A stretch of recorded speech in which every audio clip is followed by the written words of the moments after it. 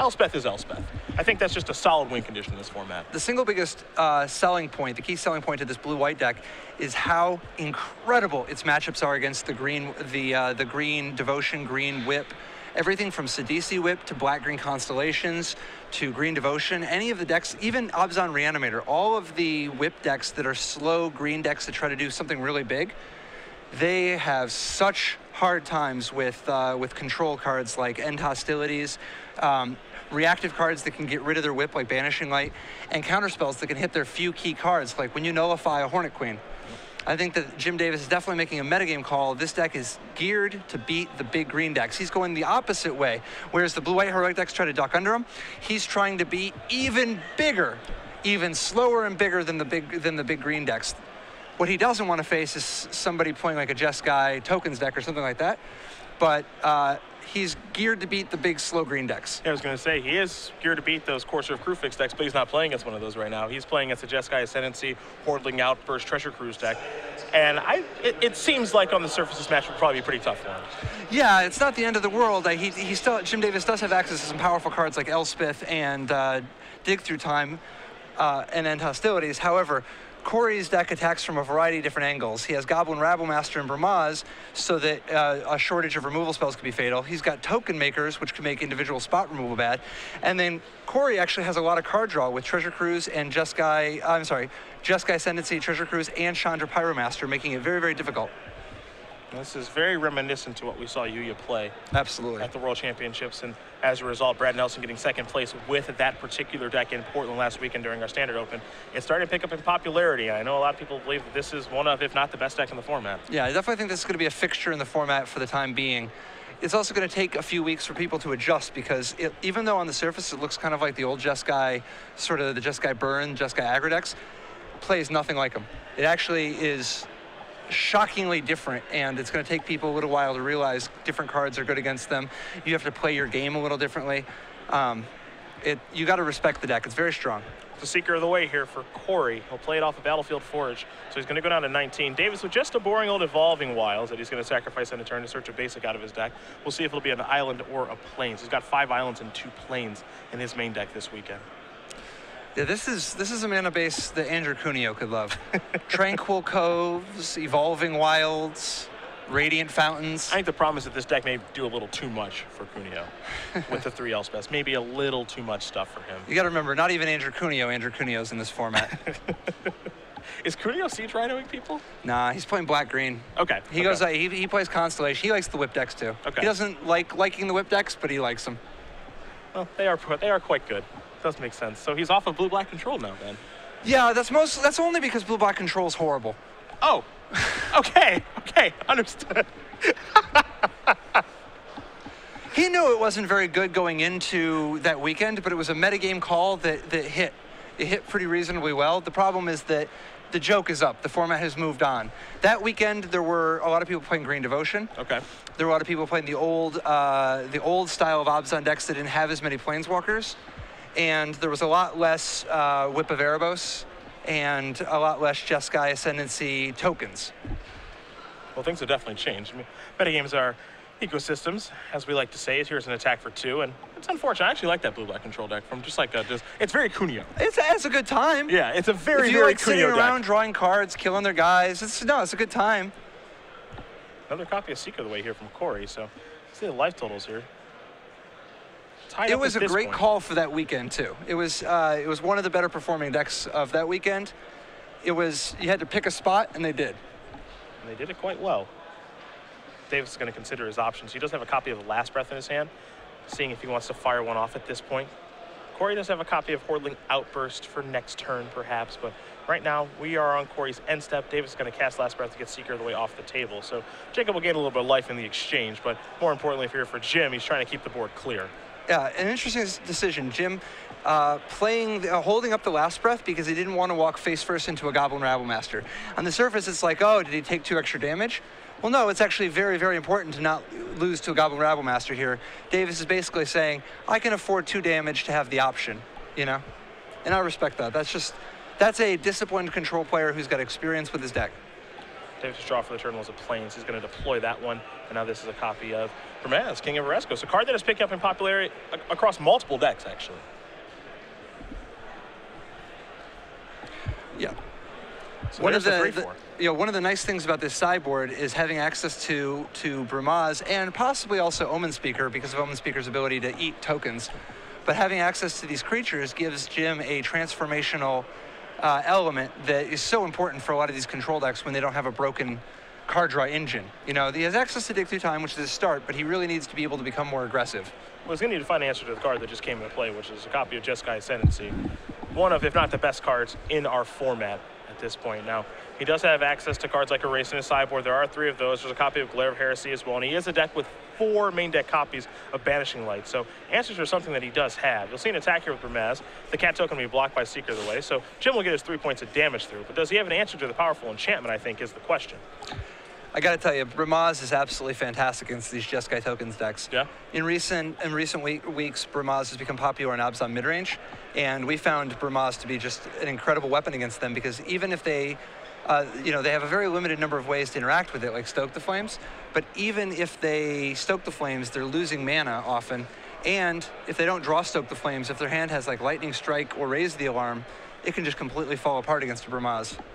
Well, here's Noma Speaker. So after sacrificing Luda Delta and getting an island, Jim will do a little bit of scry action here.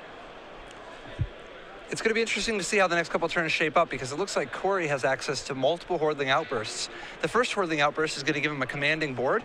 The second Hordeling Outburst is where things get crazy because of all the Ascendancy triggers. Jim scries, looks like both cards to the bottom before passing the turn back over to Kory. Kory going to draw a card. He's untapped with an Ascendancy. The draw for the turn was a copy of Raise the Alarm, so now things probably get mighty interesting. And, you know, the turns with this deck, there's a lot of different stuff you can do. Absolutely. That's what makes this deck really, really scary. Now, this might just be a simple turn of just casting Hordeling Outburst, or you might just go with another copy of Ascendancy and trigger this one. Wow, this is pretty bold. So now his Seeker's up to a 4/4, which means that he can attack, and if Davis wants to block with Bramaz, Davis will lose his Bramaz. He'll keep a cat token, but the extra life might be just what Kory needs in order to make these 2 Hordeling Outbursts, have enough time to really go off with them. Kory will discard his own Bramaz. Now here's an attack, we think. Well, Jim says maybe that won't resolve, and now it's not going to. He's actually going to negate that. And I think part of the reason he's actually countering that is because, yes, there is one in play, but he does play a lot of ways to actually get Ascendancy off the table, again, with those 4 Banishing Lights and 3 copies of Erase. So maybe that's why you see him pick the fight there. Negate does have a lot of targets in this matchup, though. Jim deciding to go ahead and take it, figuring, okay, well, next turn I'll be able to attack Bramaz. I'll be ahead in the race, but I'll also have extra. I'll start making blockers so that Kory can't make any headway with the Seeker of the Way. Kory going to play Plains before passing the turn back over to Davis. So we'll move to Davis's 5th turn of the game here. He'll draw a card. It's a copy of Jace's Ingenuity. Oh, that was big. Yeah. Now he has the ability to keep the pressure on Kory, force Kory to commit a lot more to try to catch back up, end step Jace's Ingenuity, so he has a lot more resources to work with. And then even if Kory deploys a huge board with Hordeling Outbursts and such, Davis can eventually get out of it with his end hostilities. Oh, now somebody's feeling very aggressive. He's attacking with Omen Speaker as well. We don't see that happen a lot. So here's an attack for 5 points of damage. Now the race is kind of on here between these 2 players. The big thing Jim Davis has got to be careful of, and he's very cognizant of this, the Jeskai Tokens deck has access to things like Disdainful Stroke and Negate. And a timely Disdainful Stroke or Negate on an end hostilities could throw everything into, throw everything up in the air. He needs to be very, very careful out there, because he's ahead on board. He's got a lot of things going for him. He can't afford to leave himself a weakness that could be exploited by Kory. We are no longer in a world where the mass removal effect, or the wrath effect, as we like to put it, is uncounterable anymore. Supreme Verdict is long gone. Goodness. Yeah, I'm with you. I am with you. Wraths are meant to be countered, at least for me, since I like to attack. I'm with you too, man. The wrath should be slow and counterable.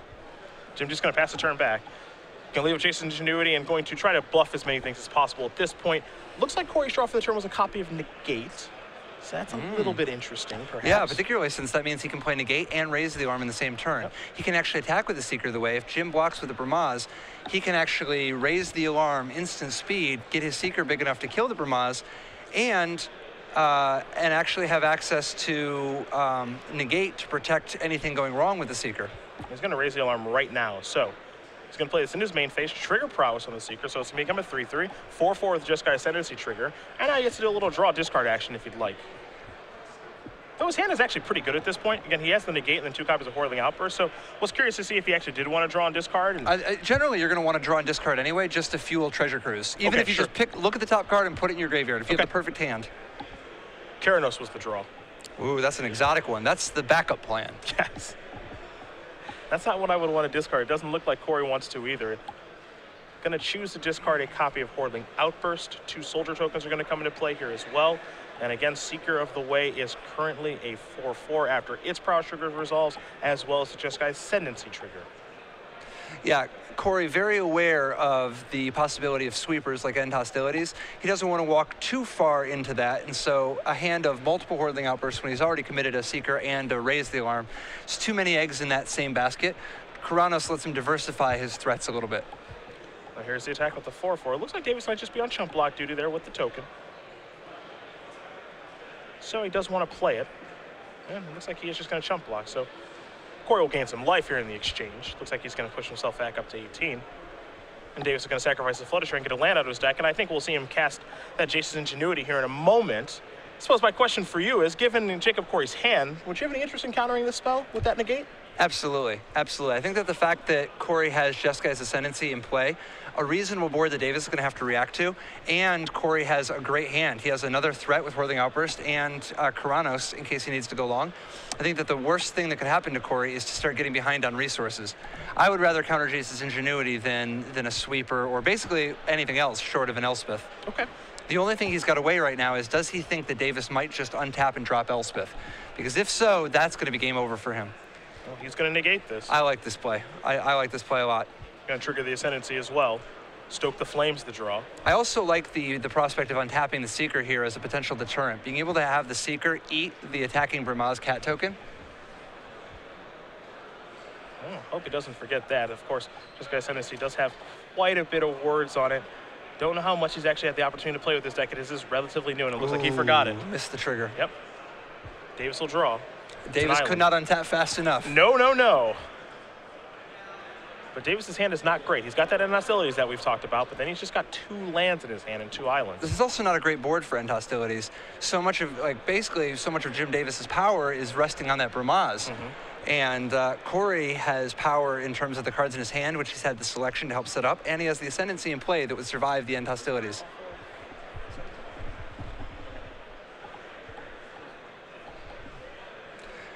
Yeah, he did play another island, which means that he's up to 6 mana. He has access to, at this point, anything in his deck. Once he plays the 7th land that he has in his hand, he even has Pro Link Ancient as an option. But at the moment, he just doesn't have any resources.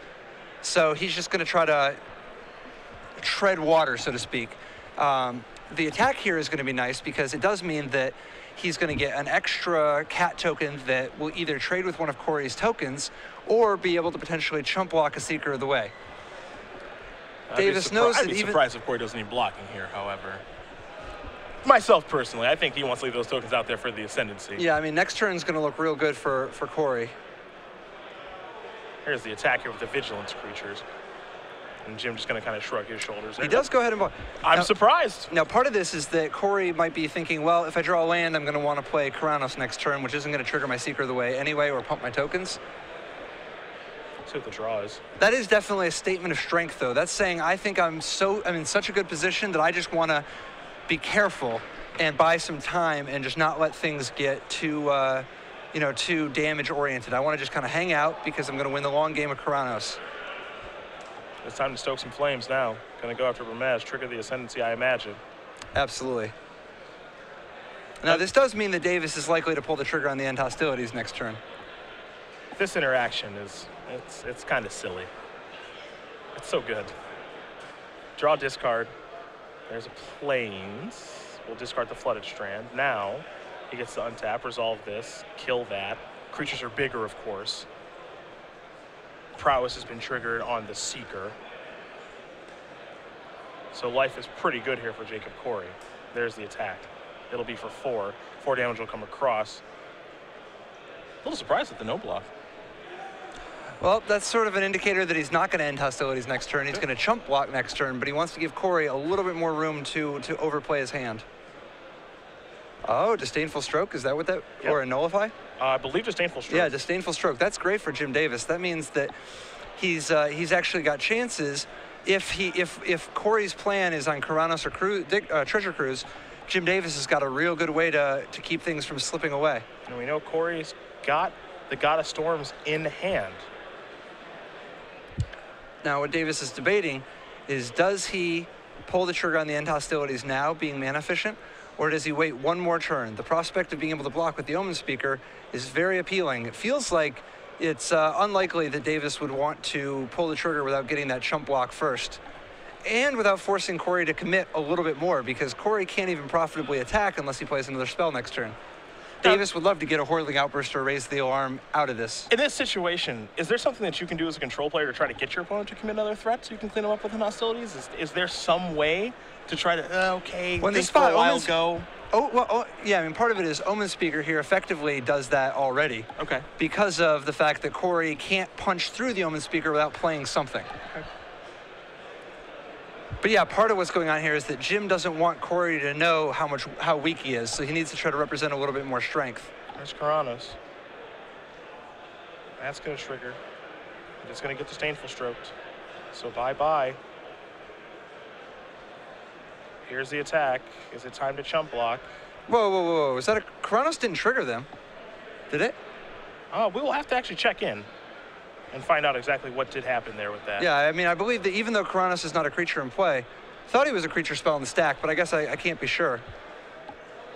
Yeah, it looks like we're okay. We have our table spotter there, so there's the discard.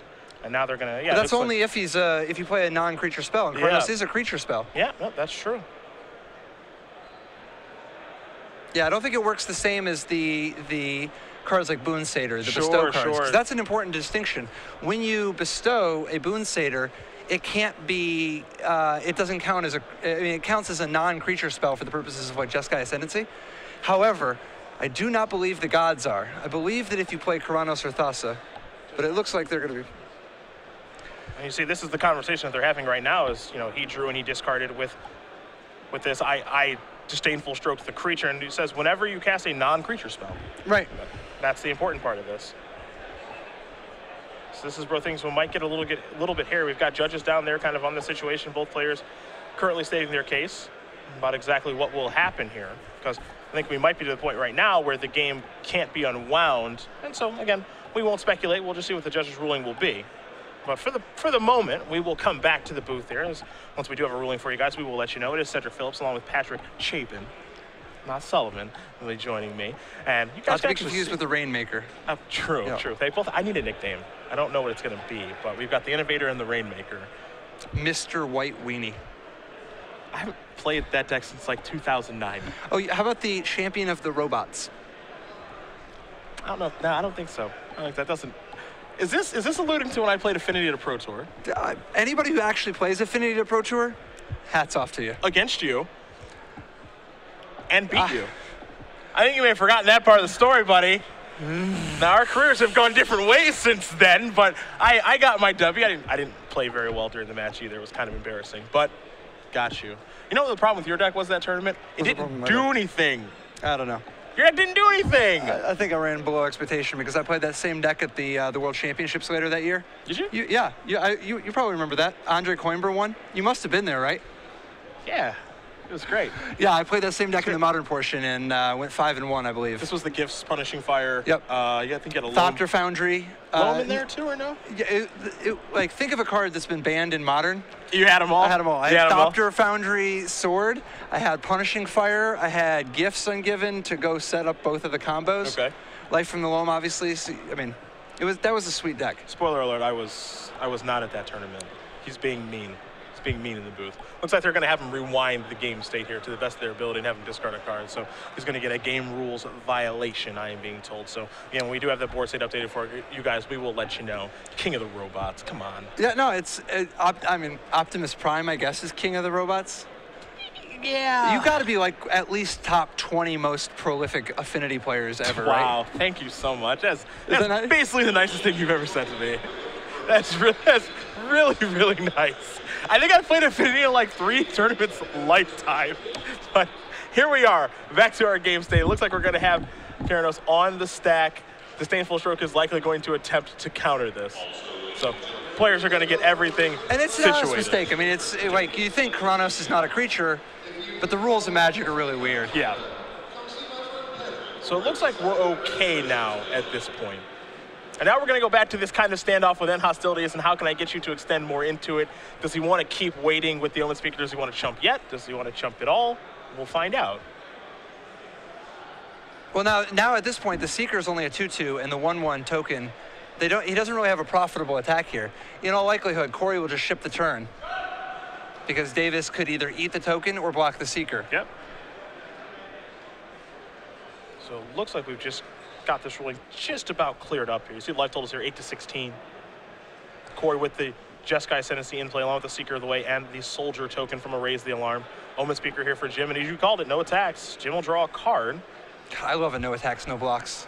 Ugh. Looks like it may have been a copy and negate was the draw. Yes, sir. Yes, it is. Jim Davis holding on just barely.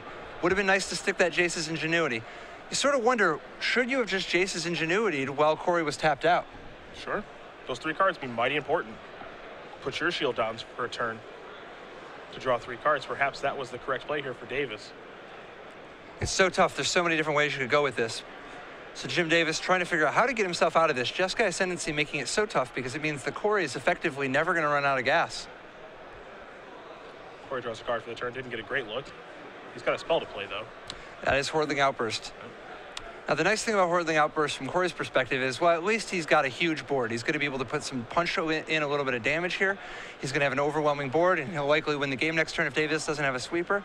However, I think he's got a feeling that Davis is going to have a sweeper.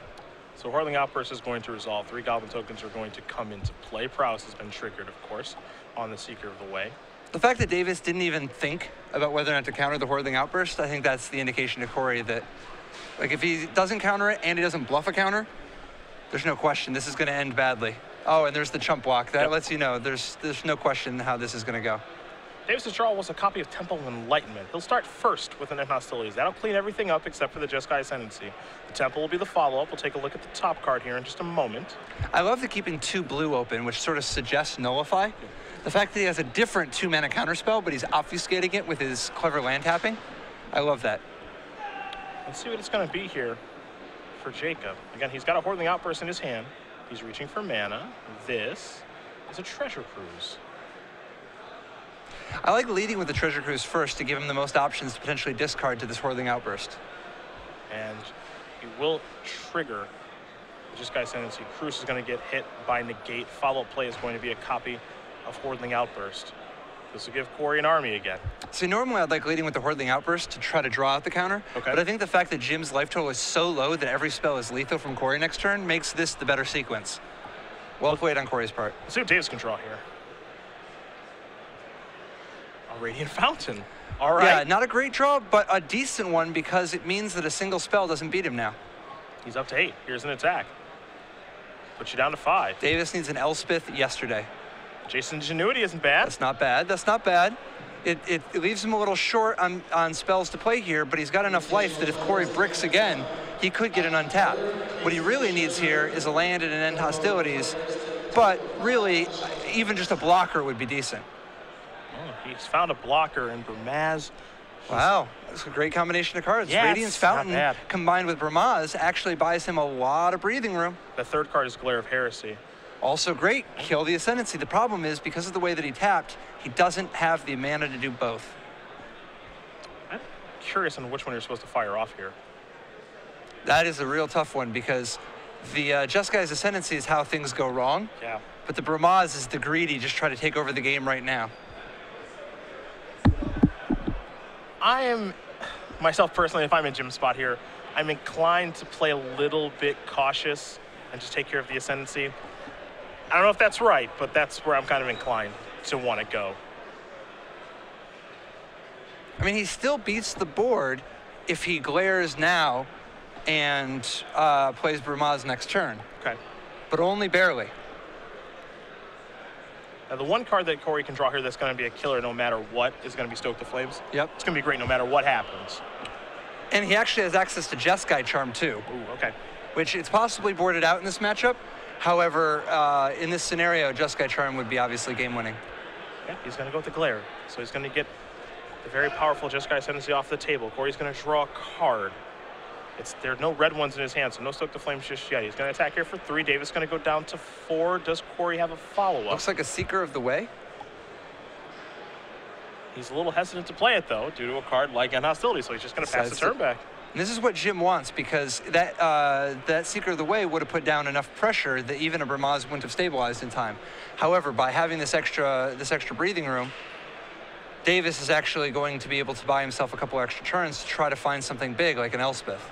Davis's draw for the turn was a copy of Banishing Light. He's trying to fade the burn spells, be it Jeskai Charm, or Stoke the Flames. Yeah, so even if Kory had played the Seeker there, the Banishing Light would have just hit it. Yep. Jim thinking if he's going to cast this Banishing Light or not, or at least, trying to bluff something here as Kory will draw a card. It's a copy of Goblin Rabble Master. Interesting. Wow, suddenly Jim loses the race. Things get interesting now. Kory's going to take 1 to cast the Rabble Master. Yeah, Kory's life total probably not going to be too big of an issue here. However, it can add up sometimes because this is a tight one. The problem here, of course, is that Davis dropping to 1 means he actually doesn't have a ton of good outs here. Pass the turn back.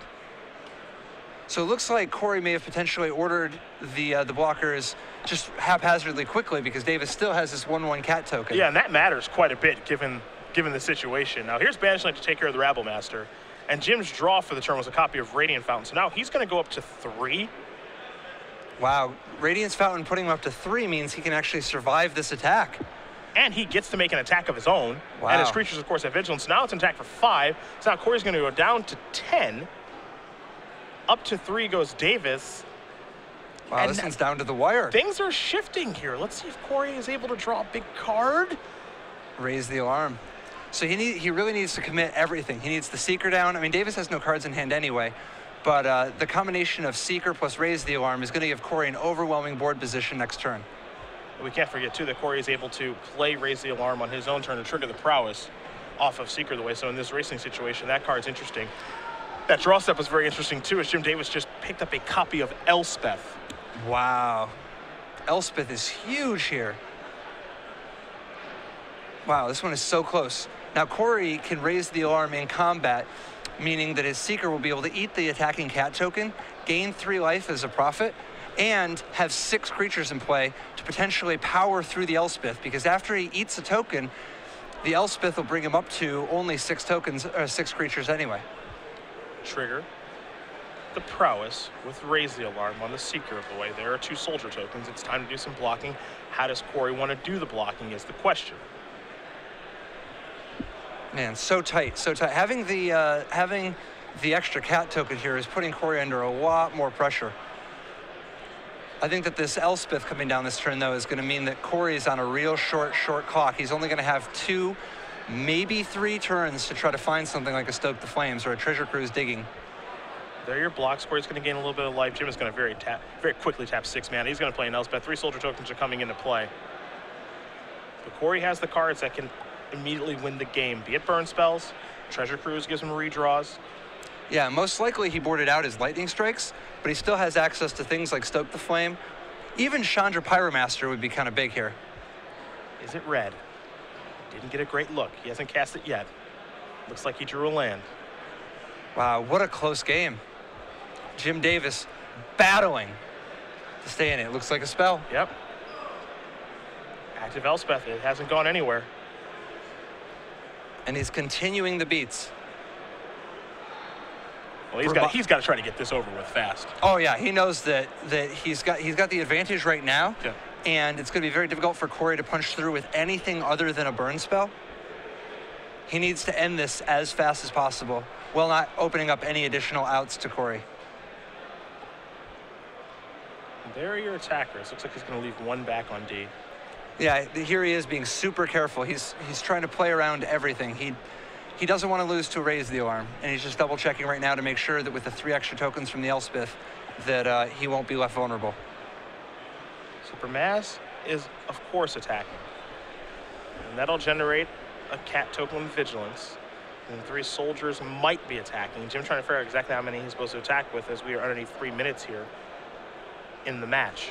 And he says, okay, pressure. everybody. Absolutely. Such a different texture of game than we saw in the blue-white heroic matches from earlier. This is, I mean, Jim Davis playing just an old-fashioned blue-white control style. I mean, this is such a great comeback. We might see some blocking, we might not. It doesn't look like. Okay, we will see some blocking here. So some creatures are going to bite the dust. Elspeth will make some more soldiers pass the turn back. Kory just trying to buy himself as much time as possible. Copy of Jeskai Ascendancy. Interesting. Now, what's particularly interesting about this is that in order to cast it, he would need to take a damage, which would leave him at 6.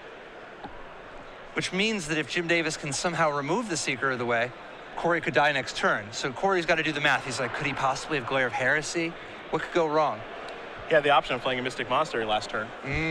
Chose not to. Interesting. Yep. It's a game of inches, as AJ Soccer would say. The poet laureate of our generation. I could see that. I could see that. He's going to take 1 now. He's going down to 6.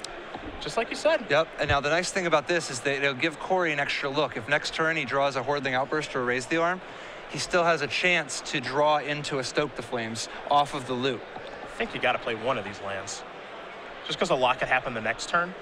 So you probably want one of those lands to play, potentially the next I think one. you're only going to loot 1 time away. Like you're only going to, I don't think you're going to have enough mana to loot twice and have the next card be meaningful.